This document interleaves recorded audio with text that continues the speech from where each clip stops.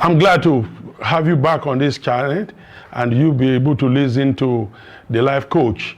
We're back to continue in continuation of the study we started on the life coach, understanding the characteristics of laws, how this planet was founded and how God laid it on principles, on laws.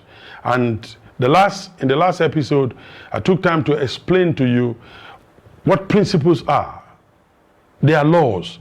And that this planet in which we are privileged to live and to take charge of, to rule over, God has set laws to rule over this planet.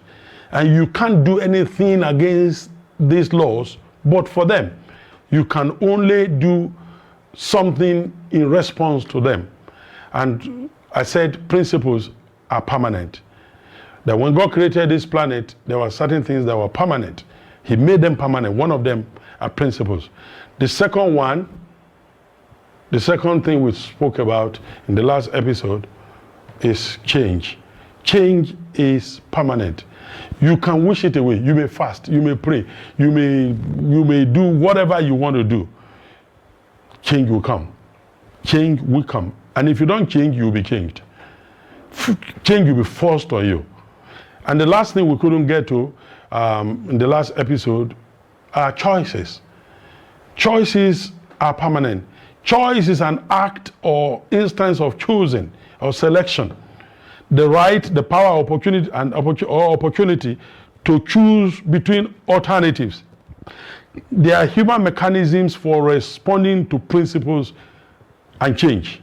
Of all permanent structures, choice is the only one that offers us the opportunity to create the climate and environment we truly want. Okay, so here is it. We have God. We have His creation. Then we have choices. For God, He's done His job. There's nothing you need that is not already on the face of this earth. There's nothing that is in heaven. Everything you need has been deposited on earth. What is keeping you? So I can conclusively say that we don't have provision problem. What we have is knowledge problem. What you don't, they say ignorance is bliss. What you don't know doesn't hurt. What you don't know is what is keeping you away from enjoying something essential. You need to understand that principle, that what you don't know is hurting you already. What you don't know is depriving you of the benefits of creation. For instance, you don't know how to use your laptop, you don't know how to use computer, you don't know how to use anything. How are you going to enjoy it? How are you going to enjoy those benefits? I was talking to a young man some few days ago, and I was asking them, how about this? They say, oh, it's neatly packed here. I said, why are they not out? They said, well, we just arranged them. I said, well, whatever you have that you have no access to, you do not get to enjoy. And for me, there's a simple principle. Give it out to somebody who will enjoy it.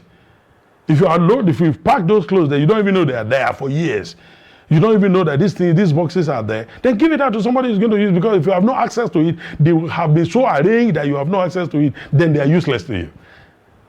I give this, popular, I think I've said it, some of you may have heard me say, give this story. It's a story of what happened to me when the alert, bank alert, came, newly. And I had filled the form the first, the second, the third, the fifth time, and still I wasn't getting an alert from my bank, and I needed some money. I just prayed about it, and I was looking for ways to make the money come up. I had assurance that I had money, but I just don't know where the money was, and I was looking for ways of generating that. And after 4 days, one of our partners called me, and he said to me, Pastor, did you get an alert from your bank? I said, no, I didn't. I needed only 20,000 really.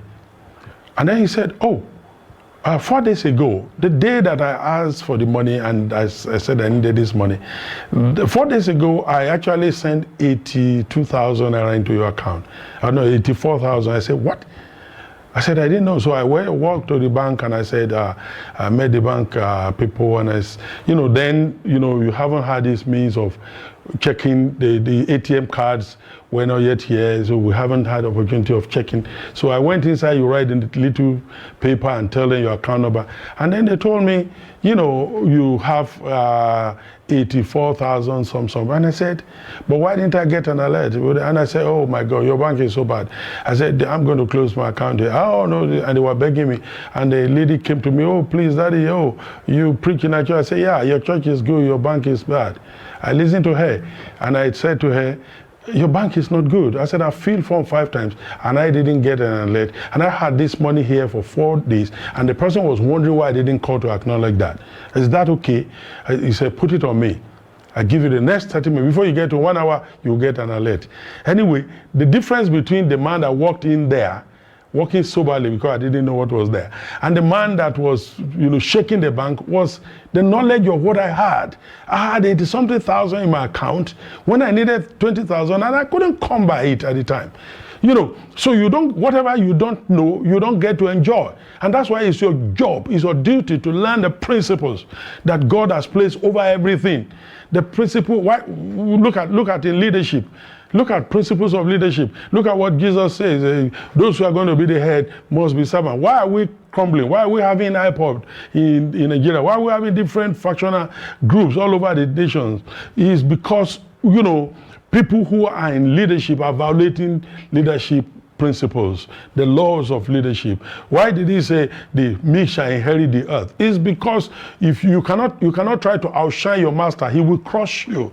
And so this earth does not allow people who are subordinate to rule over their masters, because you have to follow them until such a time you have the position to also be the leader. You do not try to overrun you, so you can't afford to outshine your master. These are the things that are principles. These are major principles. There's principle of, if you don't sow anything, whatever you sow, you reap. And I hear a lot of people talk about sowing, reaping, as if only taking money to church. That is one aspect.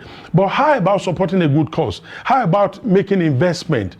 And today we have so much investment. You can invest in land, in real estate, you can invest in gold, and you can invest in cryptocurrency. Now you can buy shares. You have so many, or collectibles in different parts of the world. You can invest in so many areas. But if you fail to make investment, to fail to sow, then you are not going to reap. So those principles are there. But the next thing that follows principle, you see, we see creation, and then God has put principles there. But principles are governed, our lives here on earth are governed by change and our ability to respond to these principles. For instance, at a younger age, there are things you could do. You could jump, you could run, you could do certain things. If suddenly if after you've grown for about 70 years or 80 years, then you are very gingerly in the way you take your steps. You calculate your steps, you plan your things out, because the stress of ascending and descending, doing all of these, things you used to do as a child, the stress is somewhat reducing. And so change has come. The law of gravity still subsists, but change has come. So what are you going to do now in relation to the law of gravity so that it does not work against you, since it is permanent? The law of sowing and reaping still subsists. The law of giving and receiving, the law of all the other laws still subsists, even though we are changing in our age, we are growing, we are maturing. But how do you relate to this law? That is where choices come in. Choices are our personal decision, how you relate to change and principles. They are very essential. What are laws? I've said a little bit in our last episode. A law is a principle by which things operate. A law that is established to preserve and to protect, and like we've said, and all that. Laws are also guided by principles itself. Laws are principles or precepts or pattern or fixed laws or word or ways or pattern or statutes or judgment or commandment or precept or direction. These are laws. These are laws. So you see, and I'm going to be talking about different types of laws, so that you can you can get to understand the principles here. But you see, these are laws, and these laws all subsist, like I said, and all that. And you need to understand laws are guided by other principles also. If you want to know what is a law, because then you say, well, we're talking about law. So we know a bit of laws: the law of gravity, the law of flotation, the law of sowing and reaping, the law of all of these laws, the law of commerce, the law of exchange, and all that. So we know all of these laws. What about if I need to do something in my life, get into business or relationship? How do I identify the laws? I can help you to do that. The tests that you're going to be running on anything, if you want to know there is a law, well, I could give you the academic form of it. I do not want this program to be too academic. I just want it to be as simple as possible. When you want to consider something, if it's a law or not, then you need to test it against certain things. Laws exist whether you know about that or not. As we have stated earlier, they are spiritual in nature. You don't see them physically, but they have effects. They have effects. Some days ago, a lady, it's been a while ago, and she called me and told me, oh, I need to do this and that. I want to leave my father's. And I said, do you have to do that? She said, well, I've left another. I've told them they're giving me trouble and all that. And she left. And then as she started living somewhere, it wasn't long after that, I was living with a friend. Then she traveled somewhere to work with some. And the things she did not learn in her father's house were the things that they were pushing. And the person pushing it now is a lesser person. As a matter of fact, their age difference was not much, but she has to submit because she was in their home. And after a while, she started complaining, oh, these people are difficult, oh, they're wicked, I'm tired, I'm fed up, I work all through the day, I'm tired. And then she needed to rush, so she ran away. And then she went to youth service. And then she went in. And then she called me, oh, we needed to do this. And then got to stay with some other, people in a family house or something. And then this thing was rearing up his head. And then she called me and he said, oh, Daddy, I don't know what to do. And I said to her, did it ever occur to you that you are violating a major law? You did not want to submit sufficiently to your parent, and then you had to travel to another state to people that are younger or about your age mate, and they had to force their laws on you, what you didn't learn in your father's house. Now you are a youth corper, you are now among your colleagues, and that thing you are running away from is now staring you in the face. She wiggled her way out of that place, and then went somewhere else, and then that thing started staring, and called me, oh, I'm suffering, I'm busy, I'm going through that. And I said, baby girl, don't you think that you are violating a major law? God wants to teach you the principle of sharing, the principle of submission, and you will have none of it. You just can't share, and you can't submit. And now you'll be running from pillar to post. So if you don't know that law, that God does, in God's training school, there is no automatic promotion. He will ensure that you retake the test until you succeed, until you pass it. And so these are laws, these are principles that govern nature. And whether you know them or not, they subsist. For instance, you don't need to go to school to learn the law of gravity. After you've fallen and you are bruised and broken your nose and your legs, you will respect the law of gravity. You only need to climb to a 2-story building or whatever, or a little tree, and then leave it come down, and then jump down and find out what law you violated. You will know what law you have violated. And because you're ignorant of them, doesn't excuse you. Like you hear, ignorant of the law is no excuse. That you are ignorant of the law of gravity does not stop you from getting caught up with this punishment. You will suffer the consequences of that. So, although God has redeemed us from the curse of the law to obtain salvation and a closer walk with God, and obtain favor from Him, we do not need to practice law, but we are subject to spiritual, natural, and legislative laws. There are still some spiritual laws. For instance, the famous passage in James chapter 4, verse 4, draw near to God, and He will draw nigh to you. And people say, oh Lord, draw near to me. Oh Lord, draw me nearer. Father, draw me nearer. You are violating that simple law. The law says, draw near to God, And then the distance between you and God will be shorter. He draws near to you. The word, it's not God that is moving, it's we who should be moving. He said, oh Lord, draw me closer. Oh Lord, come closer to me. He said, draw near to God, and he will draw near to me. In other words, if you are walking towards God, the distance between you and him will reduce. God will be closer to you. It's not that God is moving, it's that you are pressing in. And therefore, if you won't pray, you won't read the Bible, you won't fellowship with people, you won't seek the face of God, and then you wonder why he's not speaking to you, you wonder why you don't know him, why he's not close, why you are dry, why you are not enjoying. You are violating that law. It's that simple. So you need to understand that and then know how to work with that. This is what laws are. And then we need to then move on to how do we recognize a law? How do you recognize a law? Principles which are regarded as laws or precepts, direction, commandment, judgment, I said, status, fixed laws, word, pattern, and all that, and so on, laws are guided by other principles. And they test, they will tell us whether those things you are believing in are laws or not. Like I said, laws exist whether you know them or not, and at the end of the day, they work against you. But I want you to know that although you have been redeemed from keeping the law to obtain salvation, you are still subject to spiritual law. You are subject to some laws. The law of nature, the spiritual law, natural law, and legislative laws. Number one, take note of the following. Number one, God is a God of laws. God is not lawless. Yeah, you are no longer going to sacrifice animals to reach God. You won't reach God through your works. But he laid a law. I found therefore a law. And the law is this.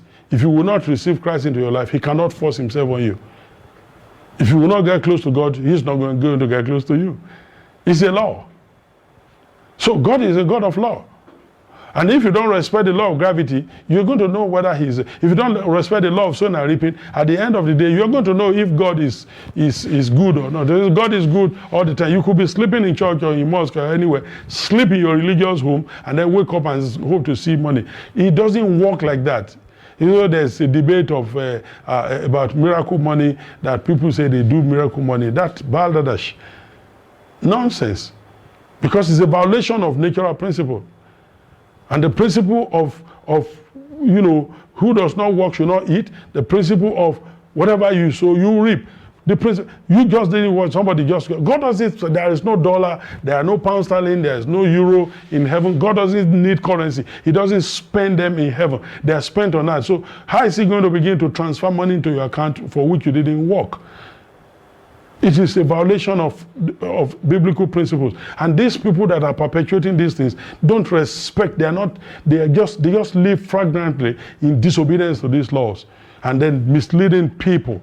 God is a God of laws. It will be robbery if you go to take somebody else's money. You've got to work. Money is either earned or given. It is given when it's bequeathed to you. Is given when you inherit it, is given when the person passes with it. You earn it when you render goods and services, either in form of investment, in form of information, in form of when you render goods and services, money is a reward for problem solved. A person is not going to part with his money if you don't solve problem for him. A young man called me one day and said, please sir, I need you to help me. Not for money, not for anything. All I want you to do for me is show me how to be wealthy. I want to create wealth. And I said, where are you? He said, I'm in 200 level. I'm the son of a widow. And I just want to help my family. But I want you to teach me. I said, I want to give you a key. Will you work with it? He said, tell me, I will do it. I said, look for a need in your neighborhood and meet that need. And people will reward you for it. Oh, he said, I got the key. I said, is there something you can see that people are looking for? There's no water here, there's no this here, they need this one here. He said, there are many of them. He said, I'm going to take 2 of them. I will meet those needs and people will pay me for it. That's all. That's the key. So God is a God of laws. Number 2, laws are inherent in all creation. Oh, please, you should know that. Laws are in all creation. In the water we drink, in the air we breathe, in the food we eat, in the bed we sleep on. Everywhere we go, laws. There are laws that are governing them. And when we start explaining these laws later, you're going to see that everything is governed by law. Everything. Look at the vehicle you drive in. If those vehicles have only wheels without tire, they are violating the laws of the manufacturer. It will not go. If they have tires, there's no steering to direct it, then you don't have something to pilot the car. If you have steering, you have other things, but there is no the tie rod and the steering rod and all that will control that, then you don't have that. Then if you boot all that and there's no battery to ignite it, then you don't. So you can see the law governing cars alone. When do you take your car to the mechanic? It is when you want to use it and the car is reminding you that certain laws are being violated. Then you take it to mechanic to fix that law back, to meet the demands of those things. Then the car is able to give you its services. So everything, you can walk into the bank and say, I know that I belong to God. I'm a clergyman, I'm an Islamic cleric or a pastor or a man of God. Give me money from that place. They will call the police to arrest you because you didn't put money there. It's a law. It's a law. The law is that to enter into the bank, you must go there to do transaction. To withdraw money from the bank, you must keep money in the bank, or someone must give you access, give you an instrument to withdraw money from the bank. But if nobody gave you a check to cash and you don't have money in the bank, if you go in there, then you go to steal. And then you run foul of the law. So, you see, laws are all over the place. Okay? Laws are inherent in all creation. Number 3, laws are spiritual. They are not visible, but they impact our lives. Their impacts are felt everywhere. Laws are not necessarily visible. You can't see them. You can't see gravity, but it subsists. You can't even see anything, but it subsists. You know, you can't see law of flotation. You just need to walk into the waters and see how long you can stay on the water. So all these laws are there. You need to go to the market and tell somebody, you know, give me rice and give me beans and give me that without giving them money, and see whether the law of commerce is subsisting or not, or the law of exchange. So all these laws are there. They are spiritual, but we don't know. Laws are not traditions. So it's different from your tradition. They say, there's that river in our village. Nobody goes there to fetch water. Nobody catches the fish there. If you catch it and you eat it, you will die. Those are not laws. They are just, you know, traditions. Our tradition, we eat new yam. Those are not laws. They are traditions. Laws are given to protect life. The reason God gave us this law is to help us run our lives, to protect our lives. And number 4, is that number 4 or number 5 or number 6, whatever number it is, laws are permanent. We said that before. Laws are permanent. I'm going to try to quickly give you some 4 kinds of laws that we have. 4 kinds of laws. We have the ritual laws. They are temporary to govern traditions and certain acts of, worship among a people group. But no matter how revered those laws are, they are not binding if it violates natural laws or spiritual laws. There are, people say, okay, you should not come to this, don't go to this river in the afternoon. These are things because they want to worship their gods there, they want to do this. And all of these things are just to govern it, like ceremonial laws that were, of Yom Kippur, all of these things that Israel will celebrate, or Eid Malud, or all of those things you need to kill ram, or, these are all ceremonial laws. I mean, that, ritual laws that govern different religions. The Mormons have theirs, the Muslims have, the Christians have, and maybe different churches have different laws, and they are not necessarily the laws of nature. They are not the laws of nature that governs life, but they are just, ritual laws. Then we have legislative laws. These are rules for corporate governance, conditional and, corporate governance, which are conditional and is in all situations, is supposed to govern a people within a set nation. However, in the words of Martin Luther King Jr., one has not only a legal but moral responsibility to obey just laws, but conversely, one has a moral responsibility to disobey an unjust law. So it's another thing you need to understand, that when certain laws are unjust, you have the moral obligation to disobey them. An individual who breaks a law that conscience tells him is unjust, and who willingly accepts the penalty or punishment in order to arouse the conscience of the community over its injustice, is in reality expressing the highest respect for the law, according to Dr. Martin Luther King Jr. So you need to understand that laws, there's legislation, there are religious laws. And somebody told me recently, oh, I was put through this in our church. I went through this, they did it, and I went through this, and I said, who forced you there? You went to that place yourself, right? And you willingly submitted of your own volition, right? Said, you submitted to it, that's your... But when it comes to, civil laws, legislative laws that have been put over a nation, it is your job to obey them if they are just. If they are unjust, it's your moral duty to disobey them. Well, so much to say. I find that time is over. Until I talk to you next time, just know that if you practice these principles, you will get the result they carry. God bless you.